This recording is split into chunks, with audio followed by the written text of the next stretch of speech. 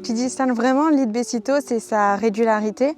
Donc année après année, d'une parcelle à l'autre, c'est vraiment sa performance dans les résultats en toutes conditions de culture qui va faire de cette variété une très bonne variété.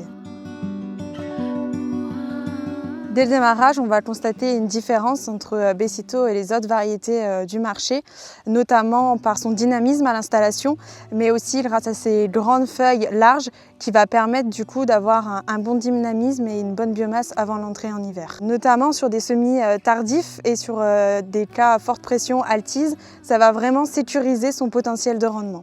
Ensuite, sur la continuité du cycle, c'est réellement son profil sanitaire qui a un avantage. En effet, la variété, elle n'a pas de faiblesse particulière, que ce soit le phoma à l'automne, la cylindrosporiose au printemps, le sclérotinia à floraison ou les maladies de fin de cycle. Elle bénéficie vraiment d'un bon comportement au niveau du profil sanitaire et ça permet aussi que la variété tire son épingle du jeu en cas de conditions difficiles. L'année dernière a été un très bon exemple pour la variété, donc avec un printemps assez humide et froid. Au final, la variété s'en est très bien sortie avec une 3e place sur les résultats officiels français chez Terrinovia, qui montre vraiment l'excellence de la variété.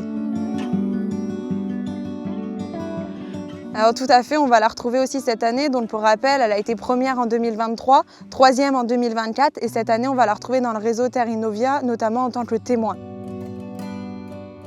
Nous espérons que l'It Becito pourra accompagner les agriculteurs dans la gestion de leurs récoltes. Donc que ce soit par sa tardivité, son profil sanitaire en fin de cycle ou sa tolérance à l'égrainage, ça permet une réelle flexibilité lors des moissons. C'est un choix sûr pour valoriser la récolte.